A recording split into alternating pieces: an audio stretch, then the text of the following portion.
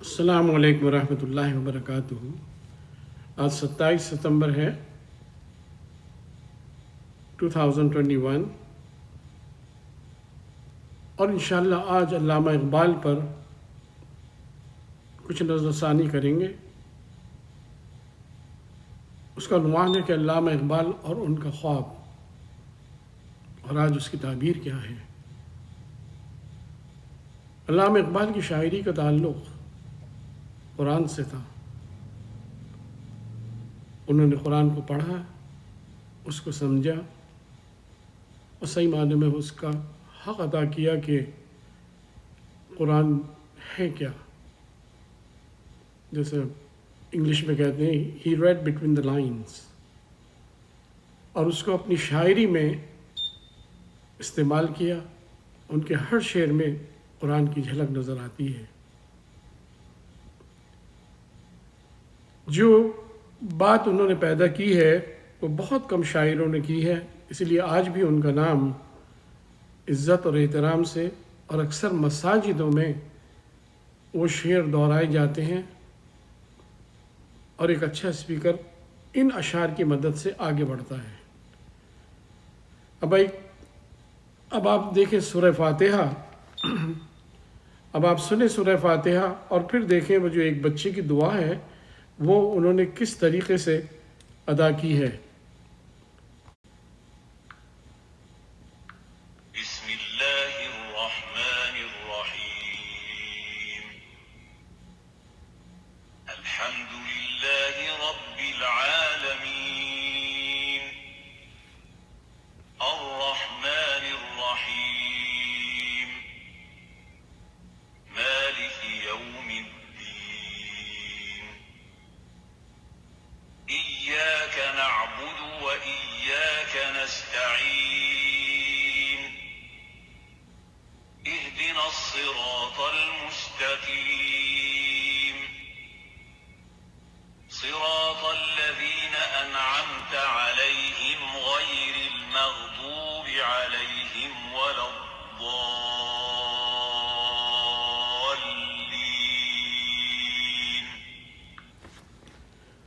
سب تعریفیں اللہ کے لیے ہیں جو رب سما سب جہانوں کا، اور وہ بڑا مہربان ہے اور نہایت ہی رحم کرنے والا ہے۔ مالک یوم الدین، اور وہ مالک ہے روز جزا کا۔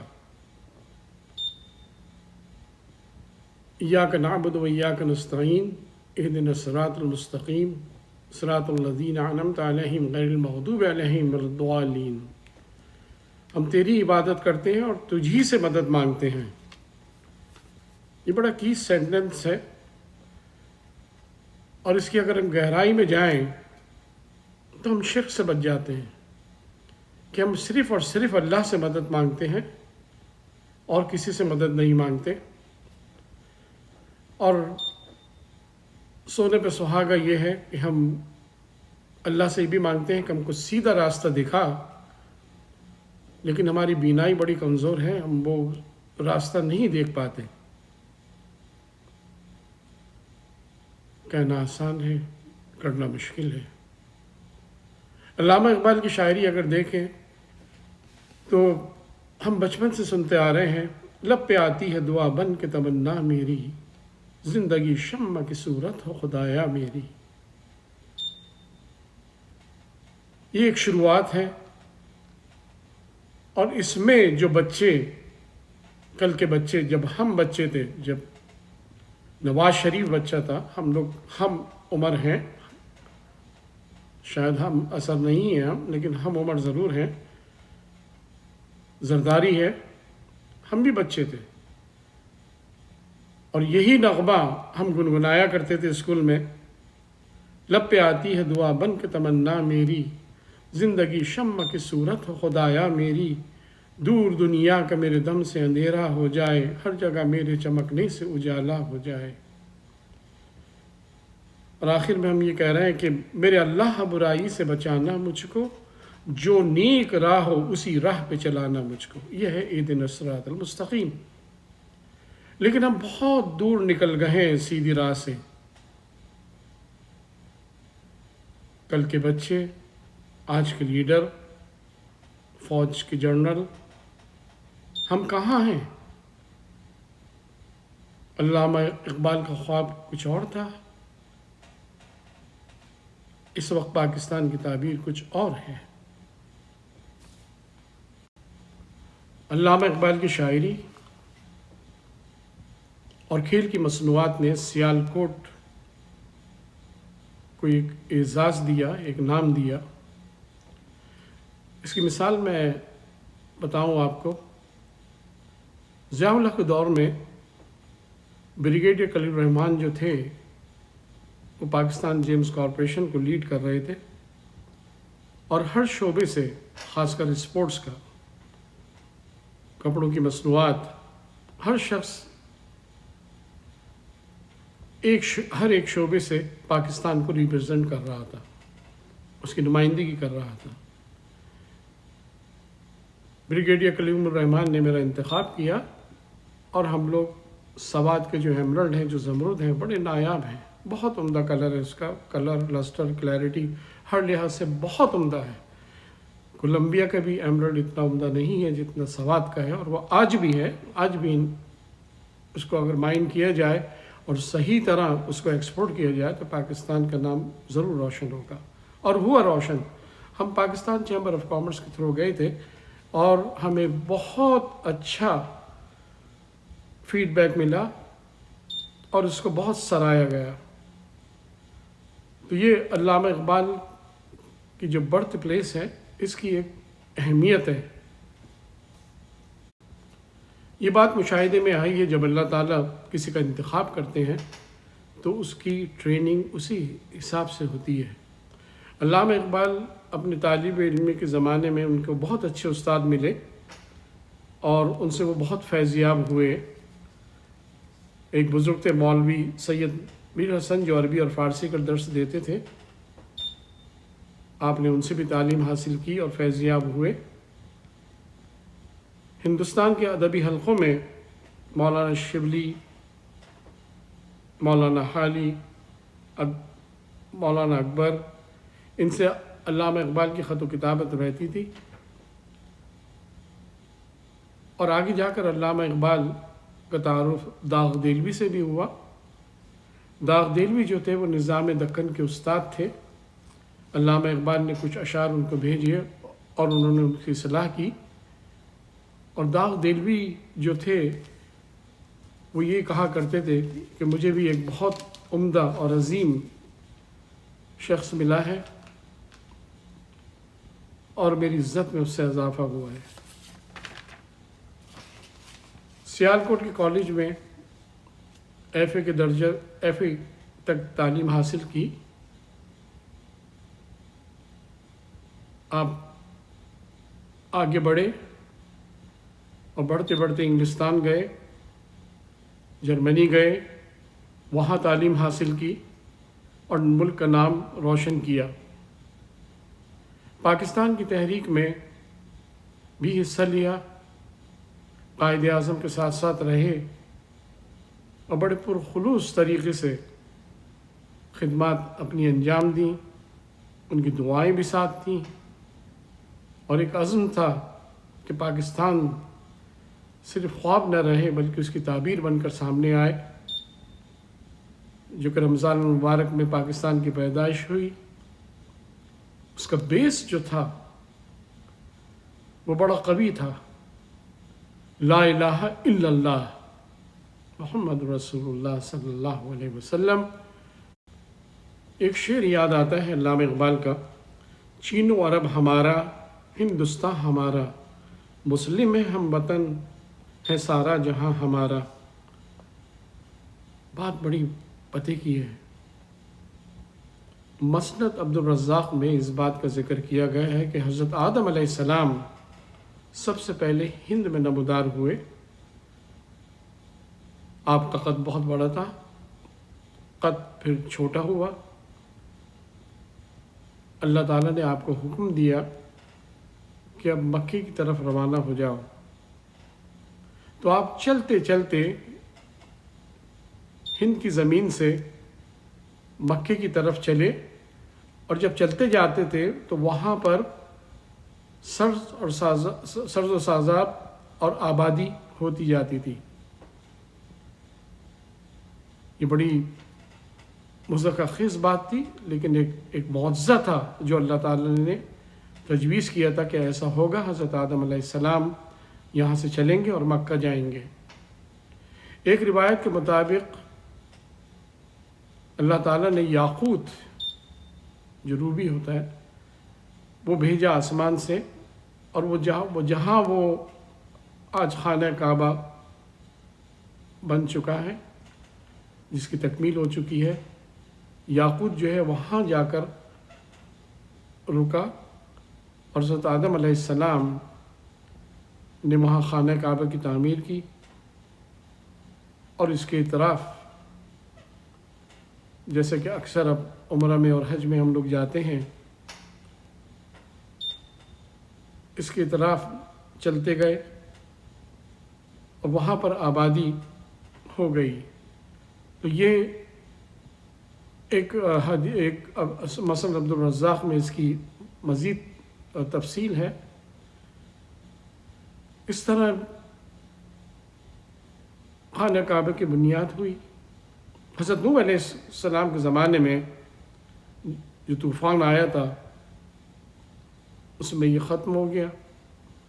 حضرت ابراہیم علیہ السلام کے دور میں پھر اس کی تعمیر ہوئی، اور اس کی تعمیر تقریباً 10 یا 11 مرتبہ ہو چکی ہے. حتیم کعبہ جو خانہ کعبہ کا ایک حصہ ہے، جب قریش کے پاس پیسے ختم ہو گئے تو انہوں نے اس کی کنسٹرکشن روک دی. جب آپ عمرہ یا حج میں جائیں تو دیکھیں گے خانہ کعبہ کے بعد ایک جگہ ہے آگے جو جنگلیوں سے اس کی حفاظت کی ہوئی ہے. وہاں پر جو بھی آپ نماز پڑھیں گے وہ بالکل ایسا ہی ہے جیسے آپ نے خانہ کعبہ میں نماز پڑھ لی، کیونکہ وہ حصہ جو ہے وہ بھی خانہ کعبہ کا حصہ ہے. کیونکہ حلال رزق جو بڑی نعمت ہے، جب لوگوں نے پیسہ جمع کیا قریش نے تو اتنا نہیں تھا کہ اس کی تکمیل پھر ہو سکے، اس کی تکمیل پر رک گئی. لیکن آج تک اس کی مزید تعمیر نہیں ہوئی، آج تک اسی حالت میں ہے. علامہ اقبال کا خواب پاکستان کی ولادت کی صورت میں سامنے آیا، لیکن بدقسمتی سے ہمارے لوگوں نے غیر ملکی طاقتوں کی عبادت کی، جس سے دوسرے الفاظ میں یہ کہہ سکتے ہیں کہ ڈالر کی چمک نے ان کی ہمت کو پست کر دیا. آج اس کا نشہ اتنا بڑھ گیا ہے کہ شراب کا نشہ بھی مان پڑ گیا ہے. ملک کے سودے ہوتے ہیں. بڑی بدقسمتی ہے یہ. مغربی پاکستان اور مشرقی پاکستان جو ہمیں ملے بالکل ایسے ہی ہے جیسے 2 سائیکل کے پہیے تھے. مشرقی پاکستان کو ہم سے یہ شکایت رہی کہ ہم غیر امتیازی سلوک کرتے ہیں، اور ہمارے ساتھ جو سلوک ہوتا ہے وہ ناقابل برداشت ہوتا ہے. یہ ان کی شکایت تھی. بالکل ایسے ہی ہے جیسے سوتیلی ماں کے ساتھ سلوک کیا جاتا ہے. جب مغربی پاکستان بیدار ہوا اس وقت ہندوستان جو ہے وہ مشرقی پاکستان میں گھس کر اپنا کام کر چکا تھا. وہ ان لوگوں کو بہکا چکا تھا، اور وہ ہماری کمزوری بنی. 1971 کی جنگ جو ہے ہم نے رشیا سے لڑی ہے، ہندوستان سے نہیں لڑی. اور شاید ہم مغربی پاکستان بھی گنوا بیٹھتے، کیونکہ ہمارے پلین ہی نہیں اڑ سکتے تھے. اس کی ٹیکنالوجی بہت ایڈوانس تھی رشیا کی. نکسن نے اندرا گاندھی کو فون کیا کہ اگر تم نے ایسا کیا اور مغربی پاکستان پہ اٹیک کیا تو میں تم پر اٹیک کر دوں گا.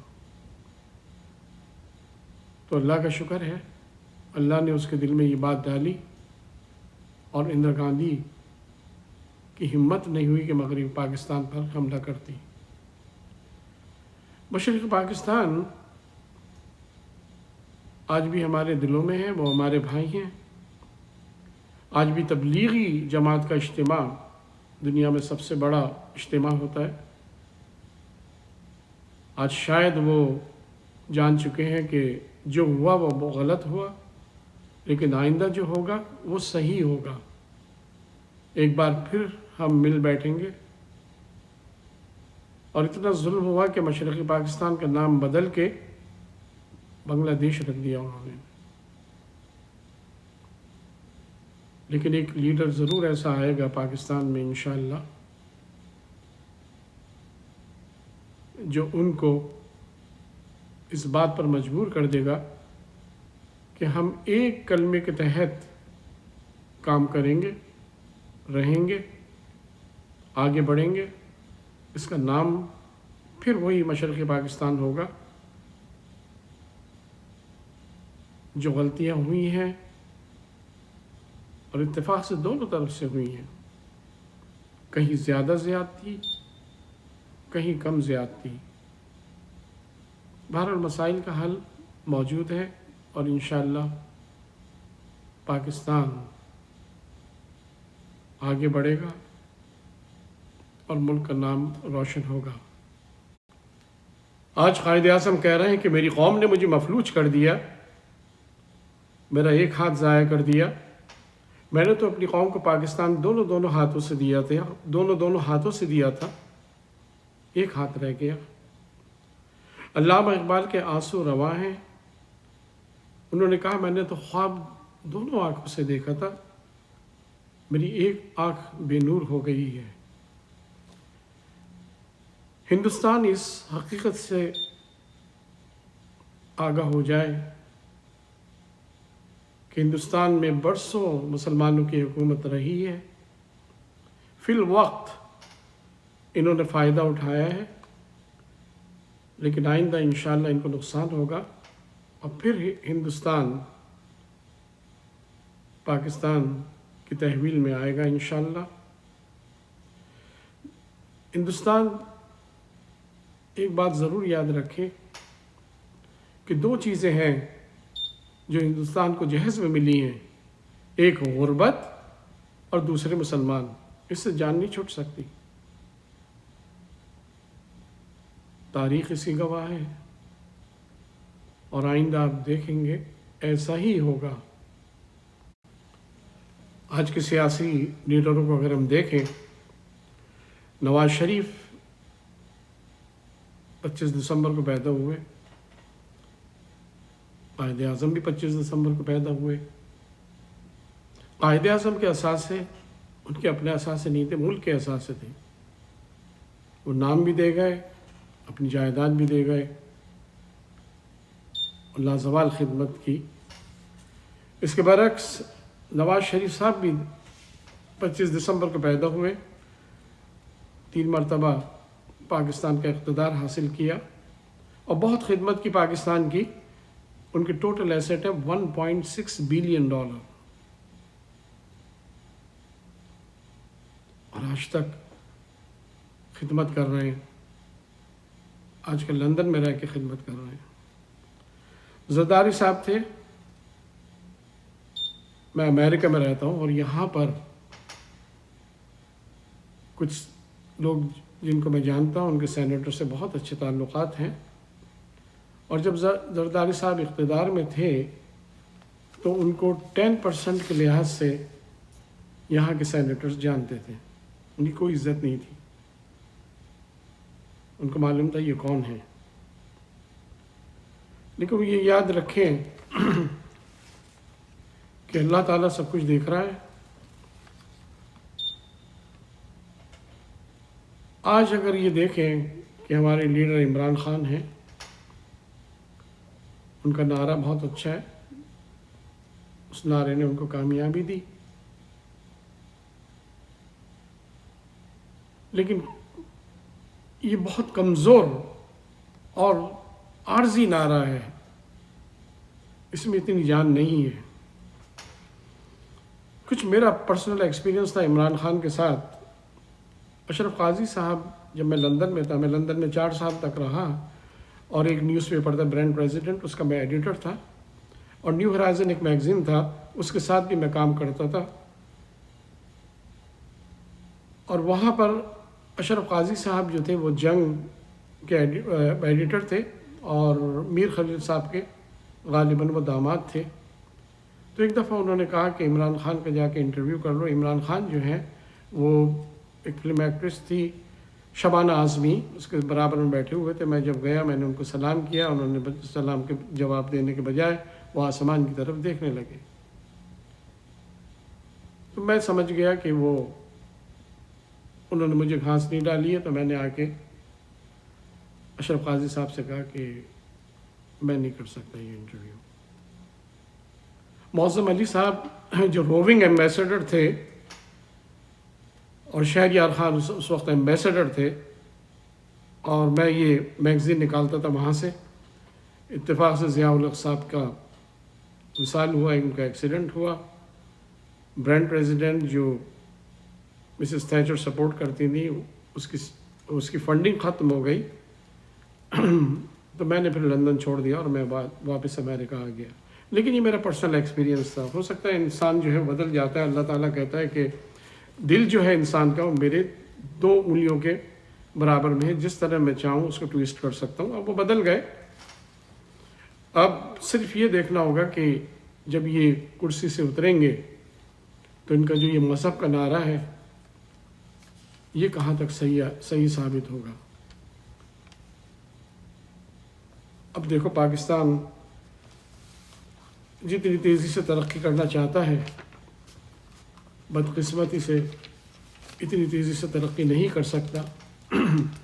مدینہ کی ریاست کہنا آسان ہے، لیکن سود کا نظام وہ تو اپنی جگہ ہے نا. سورہ بقرہ میں اس بات کا تذکرہ کیا ہے جو حضرت ابراہیم علیہ السلام نے جو دعا مانگی تھی کہ سارا ثمر جو ہے، ثمر کہتے ہیں پھل کو، پروویژن، وہ مکہ میں امن اور ثمر دونوں کی دعا کی تھی اور وہ دعا قبول ہوئی. وہ مکہ کے لوگوں کے لیے تھی وہ دعا. آیت نمبر 126 ہے سورہ بقرہ کی. وَإِذْ قَالَ إِبْرَاهِيمُ رَبِّ اجْعَلْ هَٰذَا بَلَدًا آمِنًا وَارْزُقْ أَهْلَهُ مِنَ الثَّمَرَاتِ مَنْ آمَنَ مِنْهُمْ بِاللَّهِ وَالْيَوْمِ الْآخِرِ قَالَ وَمَنْ كَفَرَ فَأُمَتِّعُهُ قَلِيلًا ثُمَّ أَضْطَرُّهُ إِلَىٰ عَذَابِ النَّارِ وَبِئْسَ الْمَصِيرُ. حضرت ابراہیم علیہ السلام دعا مانگ رہے ہیں اپنے رب سے کہ اس جگہ کو امن والا شہر بنا دے اور رزق دے اس کے باشندوں کو ہر قسم کے پھلوں سے. اب یہ تمام جو دعائیں ہیں، جو پروویژن ہے، وہ اس میں ساری چیزیں شامل ہیں. مصنوعات ہیں، تجارت ہے، یہ تمام چیزیں اس میں شامل ہیں اس دعا میں. اور یہ صرف مکے کے لیے، مسلمانوں کے لیے کی تھی، اور وہ لوگ بھی اس میں شامل تھے جو مسلمان نہیں تھے. لیکن اللہ تعالیٰ نے اس آیت میں پھر یہ ذکر کیا کہ ان لوگوں کے لیے ایک مدت ہے، یعنی کہ دنیا تک ان کو یہ تمام چیزیں فراہم کی جائیں گی، لیکن اس کے بعد آخرت میں ان کا اس میں کوئی حصہ نہیں ہے. تو یہ اللہ تعالیٰ نے جو ہمیں نعمت دی ہے وہ سعودی عرب تک محسوس نہیں ہے. اب آپ دیکھیں پورا عربین پیننسولا اور جو کسی زمانے میں شام کہلاتا تھا، اس میں جارڈن بھی تھا، سیریا بھی تھا، پیلسٹائن بھی تھا. تو یہ مسلمان پھیلتے گئے اور ان ملکوں سے آگے بڑھ کے 59 نیشنز ہوئے، وہ بھی مسلمان ہیں اور وہ بھی ایک ہی کلمے کے تحت ہیں، لا الہ الا اللہ محمد رسول اللہ. اس سے باہر تو کوئی بھی نہیں ہے. تو جو دولت ان کے پاس ہے وہ مسلمانوں کی دولت ہے. آج ہم اگر سعودی عرب جاتے ہیں، ان سے کہتے ہیں کہ ہمیں پیسے کی ضرورت ہے، تو وہ ہمارا بھی تو پیسہ ہے، وہ ان کا تو پیسہ نہیں ہے، وہ سارے مسلمانوں کا پیسہ ہے. تو ہم کیوں جا کر بھیک مانگتے ہیں؟ ان سے کہا یہ ہمارا حق ہے. دیکھیں یہ قرآن کی آیت کیا ہے، اس کی امپلیکیشنز کیا ہیں. لیکن کون کہے گا؟ سارے عالم دین بیٹھے ہوئے ہیں لیکن خاموش ہیں. نہیں، ڈر لگتا ہے ان کو. ہمارے لیڈر ہیں، خاموش ہیں، ڈر لگتا ہے ان کو. سو آگے دیکھیے کیا ہوتا ہے. شاید کچھ لیڈر اور کچھ ایسے لوگ ضرور آئیں گے انشاءاللہ پاکستان میں جو ایک انقلاب ہوگا، اور یہ انقلاب صرف پاکستان تک محدود نہیں رہے گا، اس میں بہت سے ملک شامل ہوں گے، بڑی کامیابی ہوگی، بے انتہا شہادتیں ہوں گی۔ آج صرف ہم دعا کر سکتے ہیں کہ اللہ تعالیٰ پاکستان کو سلامت رکھے، قائم رکھے، آباد رکھے۔ وآخر دعوانا الحمدللہ رب العالمین۔